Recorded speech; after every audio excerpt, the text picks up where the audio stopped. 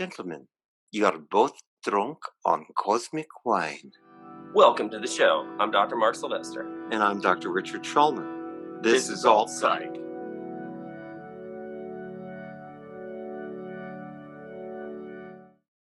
And we're live on tape yet again.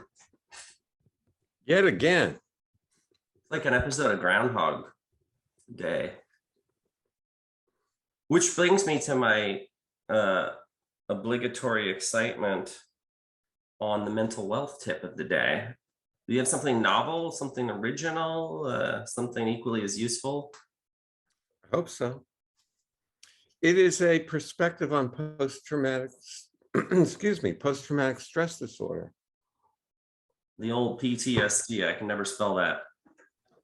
People with post-traumatic stress are the strong ones. They make it through the trauma and don't fall apart till later. People seem to think those with post-traumatic stress are weak. No, they're strong.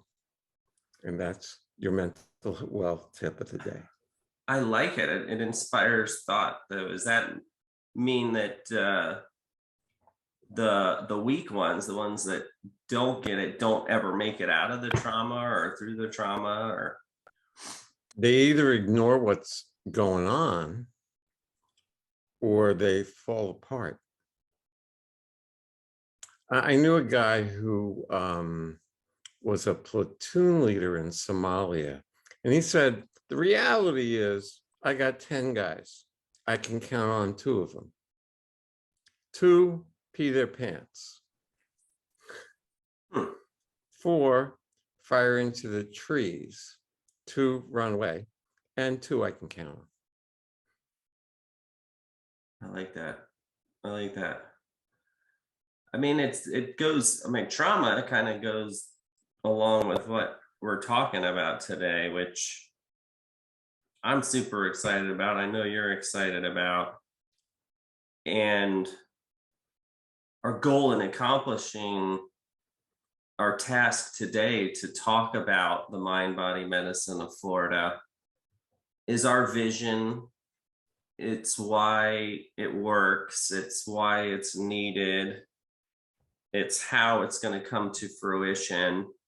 And then maybe we'll preview a couple of our key players here, the giants in the industry, in the field.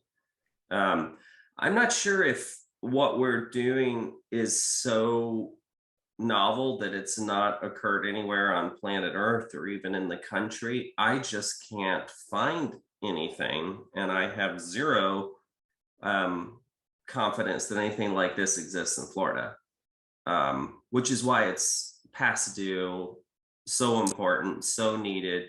And that was before the mess that we've gotten ourselves into the last couple of years as a society. Absolutely.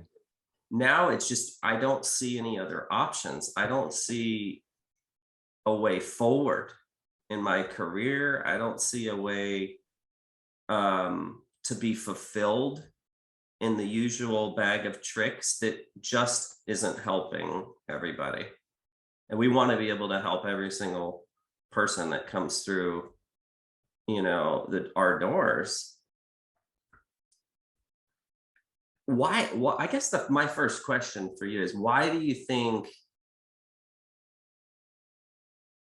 and maybe it doesn't even matter, but why now? Why do you think now the stars have aligned and we all feel, all these like-minded providers feel the flow and feel how the draw towards this? Because we're talking about a lot of different providers, 8, 10, hopefully more, as we can attract kindred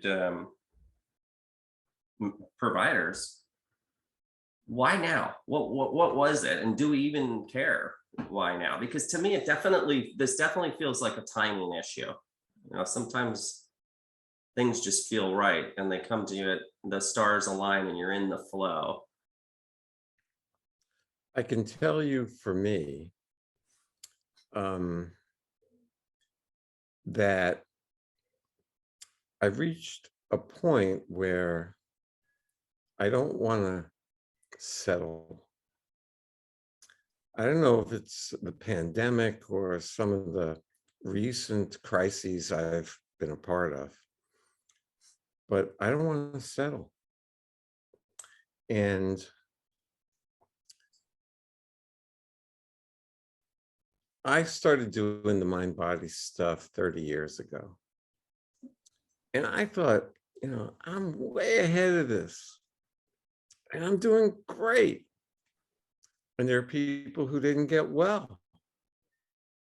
If we hit the right stuff and we did it well, people should be freed from their inner prison.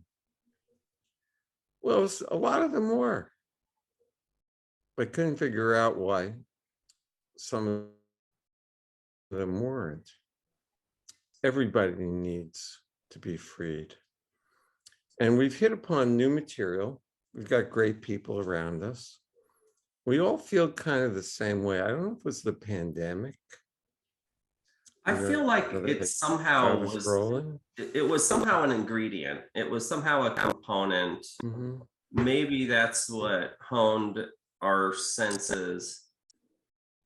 But to me, it's a response to the community. It isn't so much something that's happened in my life. I think you and I have always had similar philosophies, attitudes, approaches, wishes, dreams, and how we can help people.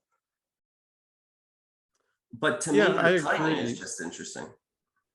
Well, we've drawn to us a group of people that are excited about the same things we are, number one, and are willing to push the envelope, to go beyond, because they don't want to settle either. And they've all had their own traumas, just like we have. And,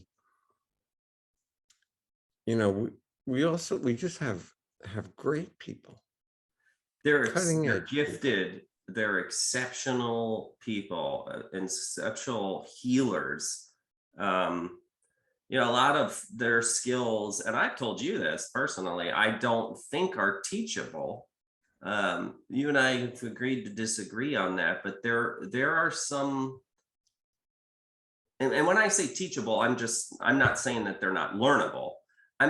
They wouldn't fit nicely into an academic curriculum, and they certainly aren't being presented in any classical Western education model or medical therapeutic model.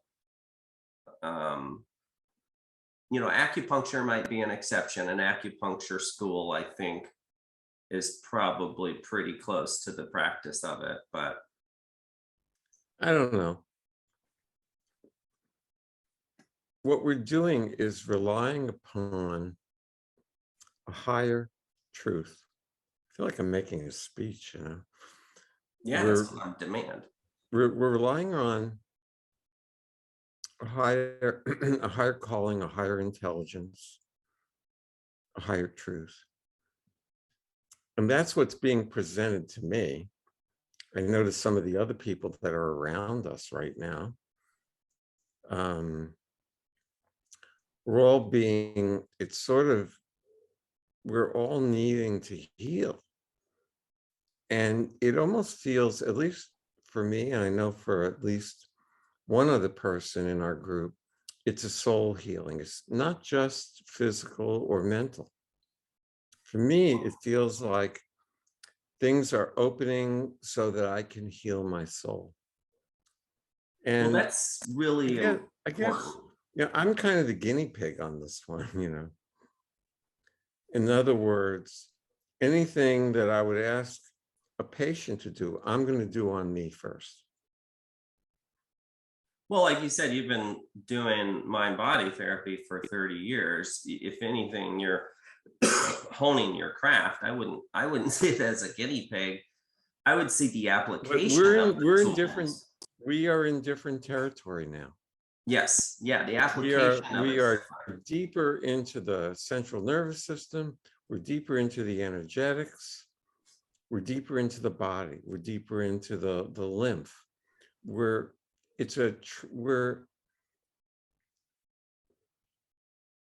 It feels more like a true mind-body medicine. I mean, you're brilliant at biology, neurobiology, all kinds of stuff that I don't know what to do with. I have, if you count school, been doing the psychotherapy gig for 41 years now. Been doing the work with body therapists for 30 years.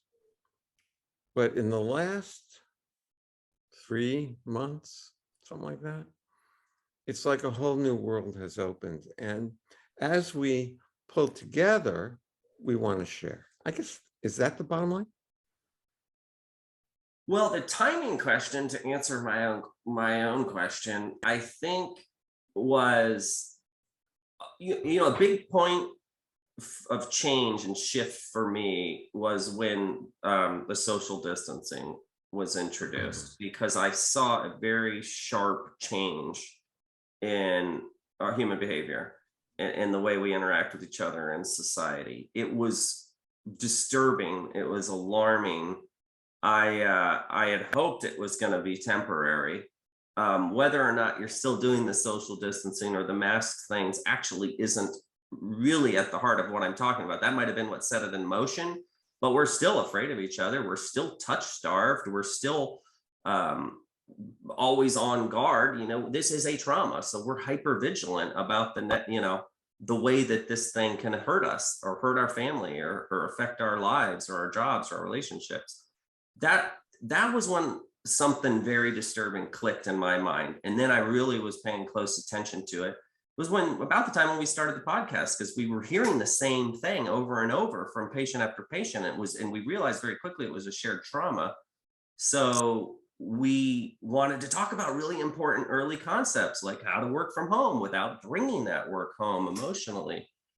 And I think what's come into focus during the last 2 years is that the usual bag of tricks, that approach through the biology or psychology, like you said, it's not healing people like it used to, like more surface, shallow, however you want to think about it, traditional levels of treatment interventions. And I'm kind of like you in that I don't expect miracles, I demand them. So if I can't help somebody, I'm really frustrated as to wondering why. Now, sometimes I never know why, and I assume it's something that I don't see, like, well, this person's not telling me they're smoking crystal meth every day. But those were occasional. They were here and there. In the last 2 years, it seems to me, and this is probably a biased judgment, but it seems to me to be more the norm than the exception. And it's a powerless feeling as a provider when you don't really feel confident in the traditional approach to therapies, whether that's psychological or pharmacological or even biological. They're just not working. So I think the wound is so deep. The only way we can get to that level is by going deeper than we traditionally have. And I think as providers, we've all seen that in our own practices. And that's kind of why there's this sense of urgency to build a true mind, body, spirit healing center where people can go to not only get hope again, since there's hopelessness is a very common emotion, a lot of it is out there, but they can actually get better, which is our role. That's our purpose. It's our calling. As you know, I'm an old hippie, but I never drank the Kool-Aid. I think what's happening with the pandemic is the wrapping paper came off. Now, I was feeling these things for many years. It's why I got involved in alternative therapies to begin with. There are things I can't talk people out of. And as a seeker, when you go into the unknown, by definition, you don't know what you're going to find. But I think it has taken a lot of courage for our entire group. As we unfold this, we will be bringing these people. Some of them have already been on the podcast, by the way. Oh yeah. We're going to talk about them. But to give up the ordinary model, to go into what the higher intelligence is calling for. I mean, I reached a point during the pandemic where I just had enough. I was ready to quit. And I got the voice. The voice says, you chose to be here now with a certain skill set and experience. Up your game. Okay. The mass trauma, I think, is what is creating this response in us. It's a mass trauma. Yeah. To this day, people go through it every day. People have lost friendships, families over this. People ripped apart.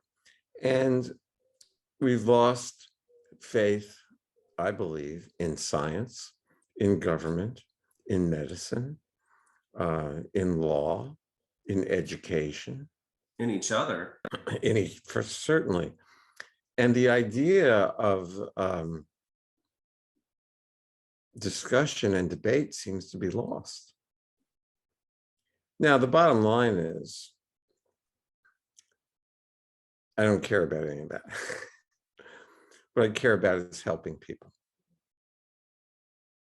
And so when new material, and I'm going to mention Megan Earles, who is a therapist that works with us, who had a breakthrough on trauma therapy.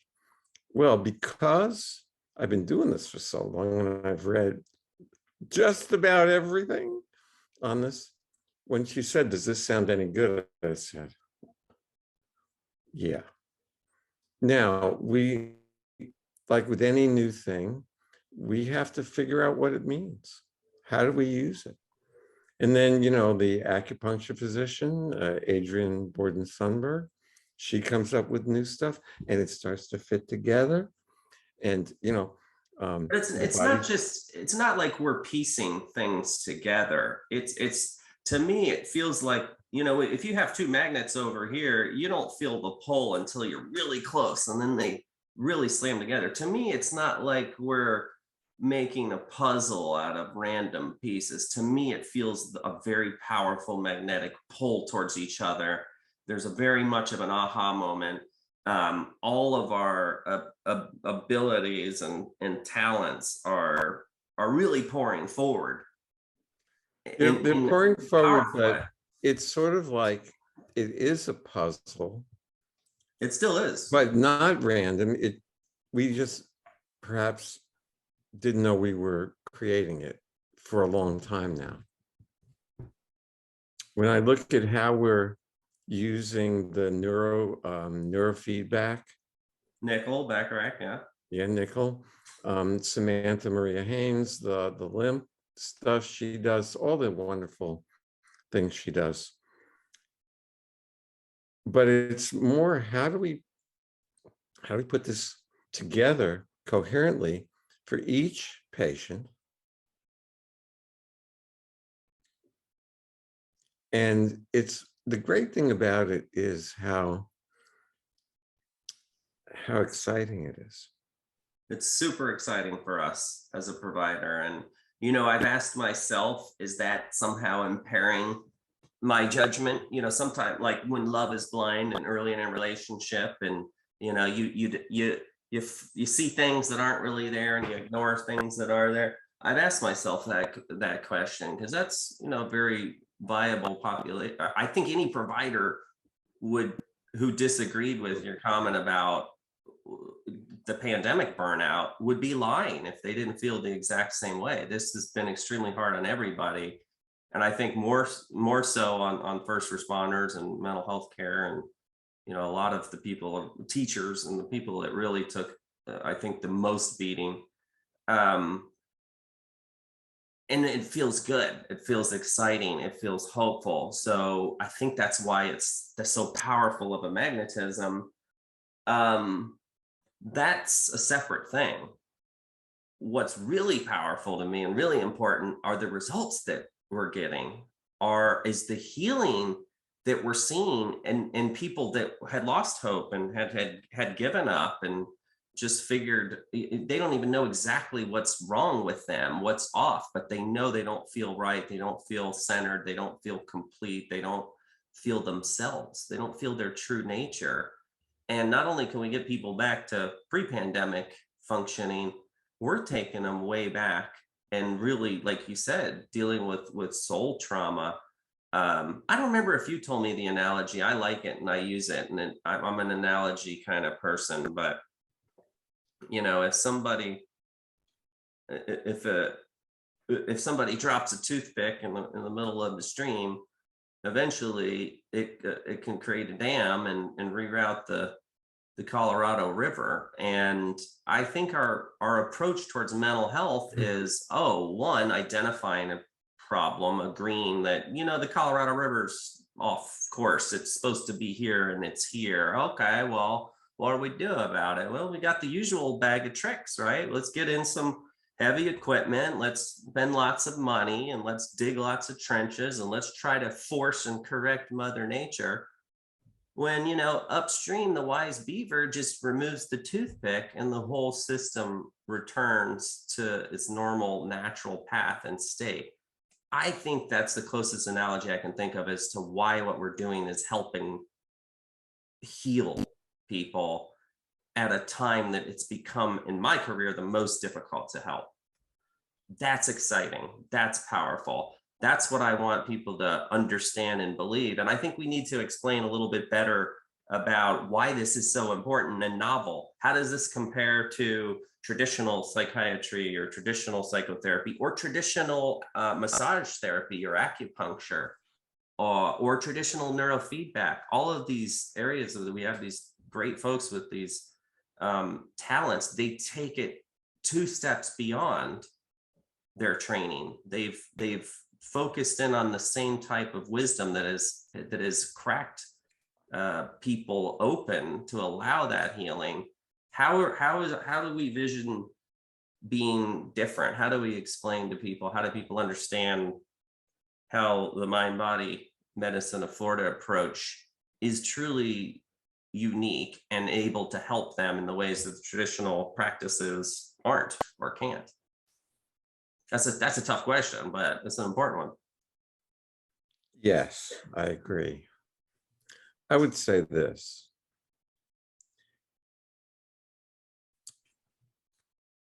If you drop your keys in a parking lot at night and somebody says, "What are you doing?" "Well, I'm looking for my keys." "Where'd you drop them?" "Over there." "Why are you looking over here?" "Well, the light is better here." Okay. We want to look where people drop their keys, even if it's harder to find, harder to see. We have a lot of experience. I've been doing this a long time. This started when I was in the VA, and I realized that when I talked to the vets who were really in combat, they got worse. They didn't get better. I started down a road of, okay, how do we get people better? The mind-body approach I took with the body therapists, it helped. It was great. I loved it. What do you do when the wound is pre-verbal? What do you do when the wound is in the womb? What do you do when the wound is repressed? Exactly. What do you do when the wound is so great that a person fragments their personality and they're not aware of why they're doing what they're doing? What do you do when the wound is perceptually smaller and people think my issue is actually, no, it's this over here, and they're focused downstream? And no, it's really, like you said, more in the dark, more occult, more hidden. And the pressure point is actually over here. Well, for me, there was no choice. chase it, find something better. We're uncovering every week as this new information unfolds, we uncover something fantastic. Now, your question, is this, the new relationship? I wouldn't say so, but I would say we need to figure out what we got. For me personally, as the guy that they're working on, it's amazing how deep we can get into the psyche, how deep we can get into the body, how deep we can get into the central nervous system. And I'm not talking about going there with a drill, although who knows. I'm talking about accessing important information that will change the way you do business with yourself and the world. And in the end, this is simple but not easy. It's how do we reconnect with love and not pay lip service to it? How do we, Nikola Tesla is a hero of mine. And he said it's all about vibration. This is in my feeling is we are encountering a true vibrational healing paradigm. It isn't just I can play my guitar, but people respond to certain vibrations. We're using tuning forks, for example. People have used them for a long time. How are we using them? The neurofeedback, people have used it for a long time. How are we using it? Yeah. Eye movement, tapping, looking at various reflexes. It's truly beautiful. But we're looking at the whole being. And to me, I thought I knew it. Apparently, there's always room to learn. Well, I think it would be exciting if that were just it. But what's truly exciting to me is the results, because I don't really care how you fix my car if I get it back and it's like the day I bought it. I don't really need to understand the mechanisms. I don't need to understand the repair process.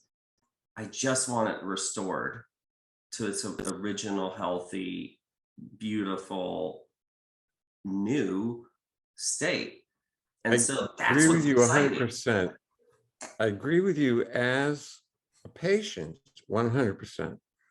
As a practitioner, I want to know what's going on. True. I'm speaking for patients because I'm thinking like, people will probably come to us as they do now, but in a different probably patient population. Although I think everyone can relate to this. It's just whether people are ready to, like you said, search in the right place. I think that we will get people that are more open-minded to these modalities, but similar to the ones that we have now, they feel like they've tried everything and nothing has worked. And to the point that they have given up hope. They're like, what's the point of me picking up the phone and calling this provider or that provider? I already gave up trying to see people on my insurance because nobody takes insurance, and the few that do take forever to get into and don't, help me anyway, or hurt me worse, give me all kinds of these drugs that don't help and give me side effects. Or worse, if you're dealing with a trauma, they get an unskilled trauma therapist that, like you said, makes them much worse, rips the Band-Aid off these wounds, and they're psychically bleeding out. There has to be great skill. There has to be great trust. There has to be great confidence and wisdom in your provider to be competent in this world. And that's why, in this world that we're creating, in this approach, in this field, and that's why I think it's just so much easier for providers to rest on their laurels, their training, because it's easier for them. It's simple not to think. It's simple to say, oh, you have this symptom, you have that symptom. Well, then you've got to take this or do that. And if it worked, great. We wouldn't care. We wouldn't be here having this conversation. We just see so many suffering people, and we know to heal them, we've got to do a different approach. And what's been so fascinating over the last 2 years, but especially over the last year, and I think the next 6 months, as we're crystallizing the deployment of this practice modality, is we know it works. We know we can help people, not just save lives. I think it's actually more important to teach people that the unexamined life is not worth living, that what goes on inside them directly predicts their experience in life, their happiness, their quality of life. By the time symptoms come out, you're already in trouble. And every one of us has symptoms. We have anxiety, we have aches and pains and headaches, and it's like one of my kids getting a tummy ache because they don't want to go to school. So we've all been manifesting, and our bodies have been screaming at us, and we're really doing a disservice by continuing to do the same treatment approaches and then somehow expecting different results. Or from a provider perspective, I think, and I resent this, I think probably the most, that they just figure, you know what, I can't help that person. That's someone else's problem. Good luck to them. I don't sleep well at night knowing that I've abandoned someone in their most vulnerable hour, in the most vulnerable time in their life. I want to give them that hope. Most importantly, I want to give them an opportunity for healing. So I think we're going to get a lot of those patients that have literally been there, done that, got the t-shirt, tried that, tried this, and are kind of have that gift of desperation where they're willing to start looking for their keys in the dark where they were dropped. They're willing to identify the toothpick. They're trusting these providers. We just wouldn't have a provider if we didn't have absolute confidence in their ability. Take the blue pill and go back to your reality. Take the red pill and see how things really are. It's profound. It's much easier to take the blue pill, but is it better? Certainly when people are suffering, it's not better. I wish the blue pill worked. I wish the blue pill worked. Me too. Wishing and 450 will get you a latte. So we're discovering what's down the red pill.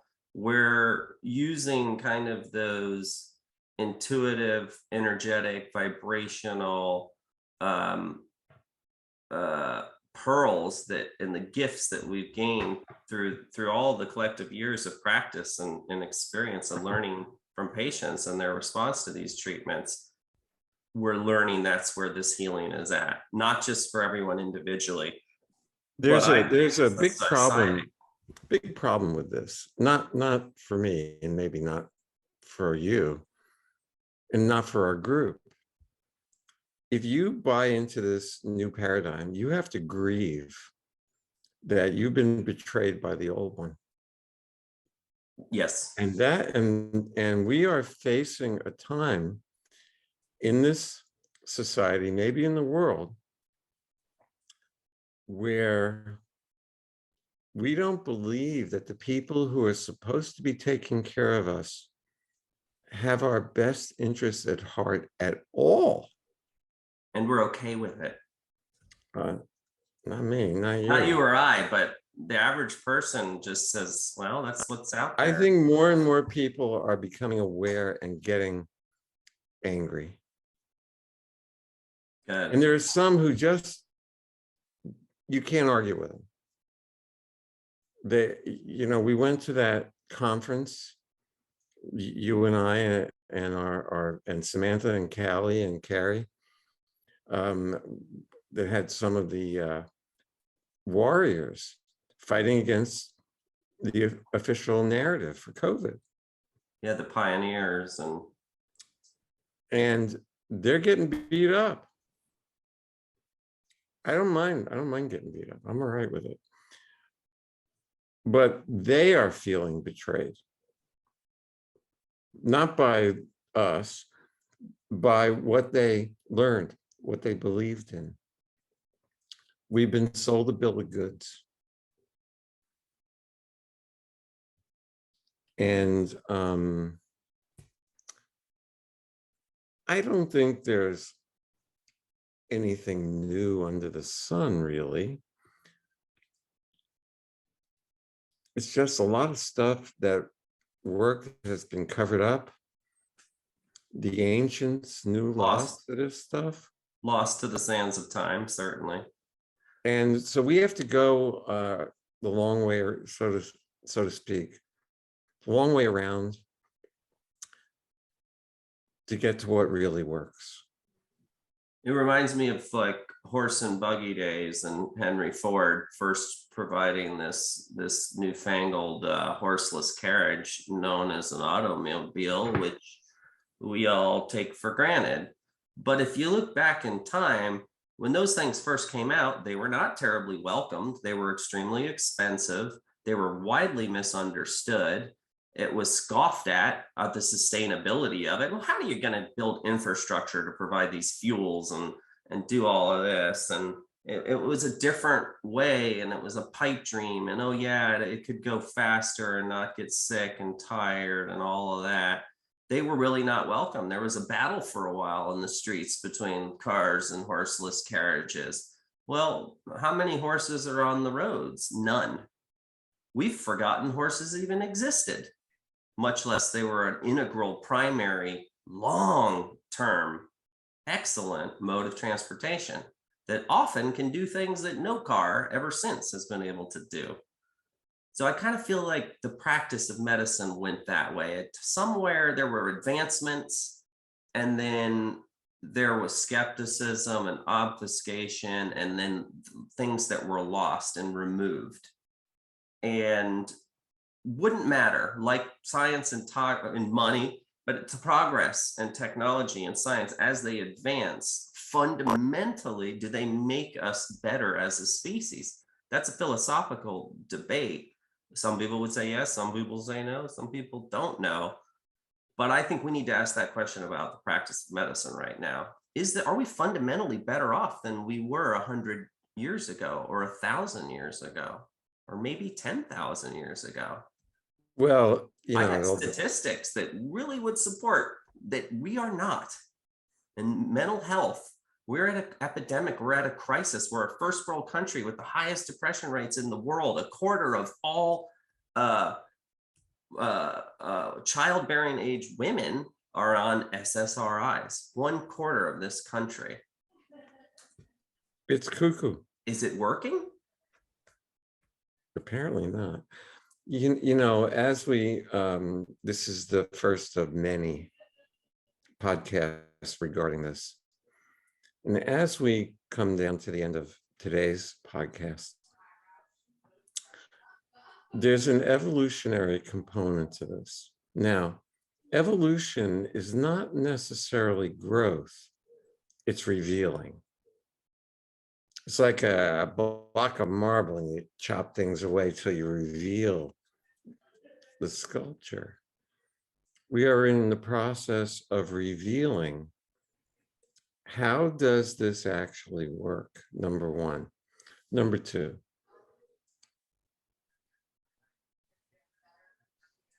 we can't be involved in a process that takes years. We have to make it shorter somehow.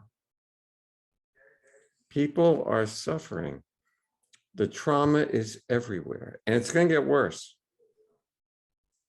All the kids that picked up drugs and alcohol during the pandemic, 5, 8, 10 years down the road, full-blown alcoholism, full-blown addiction.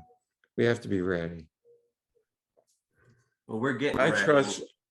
I trust the people that have been drawn to us. And I I do think they're too. brilliant. We've had them on as guests, many of them. Anyone wants to do more research on that? We had Nicoll, Bacharach on the show, and we talked about neurofeedback and biofeedback and brain training, and a lot of the really. He's such a brilliant guy. He's such a brilliant guy, and he's such a light soul, gentle spirit. He's got a childlike presence, almost like a Buddha-like. He's just so healing just to be near, but he's so brilliant. We've got Adrienne Sundberg. We got all of her training with Chinese medicine and acupuncture, and we need to have her on the show, don't we? We haven't had her yet. The Egyptian acupuncture that she's been exploring lately in the sacred geometry. Every single person that has walked out of that room has just been blown away. Every single one of them. I get chills talking to them and thinking about it. We got Jackie Stover, she's not just a massage therapist. She does body training. She does energetics. She heals, similar to Sam in terms of the lymph work and medical massage. And her intuition is very powerful. We've got Samantha, which you could go on and on. You work with the body therapy and the work and the bowls, and her incredibly empathic, intuitive ability to listen to the body's reactions and the energetics. And she is a very powerful healer. And the two of you together bring it, 1 + 1 = 3. And we talked about Megan and her work with the sacred geometry, and really fractionated, dissociated, traumatic people, be able to reintegrate them in a safe, effective way. We could blow wind up our own skirts, but we bring our skills and talents as well. Me more so with the biology and toxicokinetics, and really looking at what's going on with the body, because the body is a symptom of what's going on deeper. We don't just treat the symptom of mental health. We look at the origins and the concordance in the body, and connect that to the whole holistic approach towards that patient, and knowing how to individualize a treatment plan and really optimize their healing. So you're not doing talk therapy every week for 5 years wondering what you've gotten out of it. I'm excited about what I don't know yet. How do we use light? How do we use sound? And how do we put them all together to crack through toxic defenses emotionally, physically? I'm just really excited. I think that's the heart of the problems, and lowering people's vibration and their energetics, and the toxins that we choose to put in our body or society inflicts upon us, whether that's an emotional toxicity or a chemical. Of course, we have our infusion room and ozone therapy, and there's a lot of options that we have that we're putting together, and I want people to really process and understand our philosophy and our approach. And hopefully by the end of the year, we'll have this center open. We'll be able to deploy these healers together, and not only change people's lives one by one, but change this community. Win the cup, change society, and hopefully realize that, cars may not be the best option for everybody. Okay. On that happy note. Rocket ships, here we come. All right. So we got some homework. Yes, we always do. So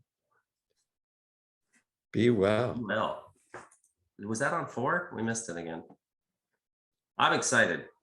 Me too.